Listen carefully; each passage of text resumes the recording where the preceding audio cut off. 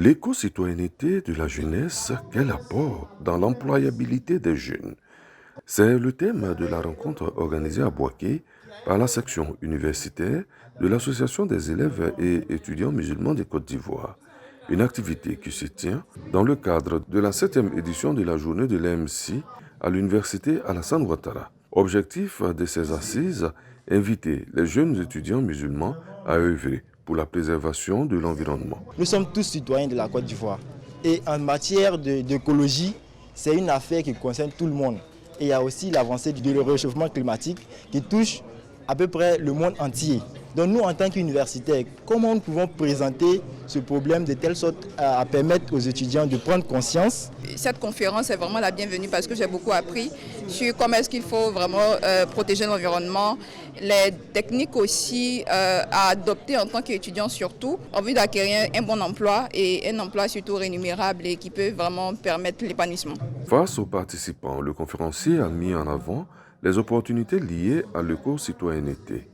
Il s'agit ici de faire la promotion du développement durable qui prend en compte les questions économiques, les questions environnementales et puis les questions sociales. Il a été question de vraiment encourager les étudiants à avoir des comportements éco-citoyens pour préserver l'environnement. Au programme de l'édition 2024 de cette journée dédiée à l'étudiant musulman de l'université Alassane Ouattara, des panels sur la question de l'employabilité.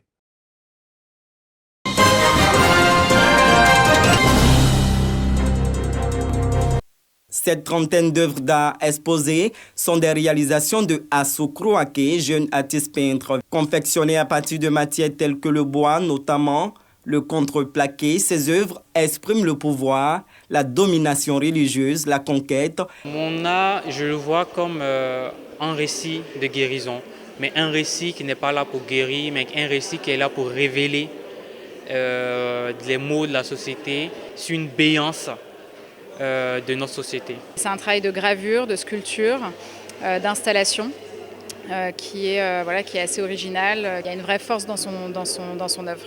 Cette première exposition personnelle de l'artiste réunit les amateurs passionnés et professionnels d'art autour de plusieurs personnalités, dont la ministre de la Culture et de la Francophonie, tous captivés par ses œuvres. Moi, ce qui me plaît beaucoup, c'est la technique du gratté. Après, il nous a raconté l'historique, ça venait de son grand-père métis, qu'on appelait à l'époque les pots grattés. Donc j'ai beaucoup aimé la manière dont il utilise finalement une histoire familiale pour en faire une technique artistique. La Côte d'Ivoire est une place aujourd'hui qui devient de plus en plus connue, voire maintenant, et je l'espère, incontournable du point de vue exposition, par sa diversité, par sa capacité à promouvoir des talents, comme c'est le cas de ce jeune homme que l'on découvre ce soir. Assou Krouaké grandit dans un univers d'art.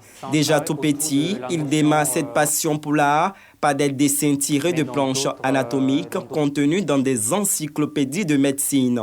Après son baccalauréat obtenu, le jeune Assou Krouaké part poursuivre ses études en France en histoire de l'art, en archéologie et design.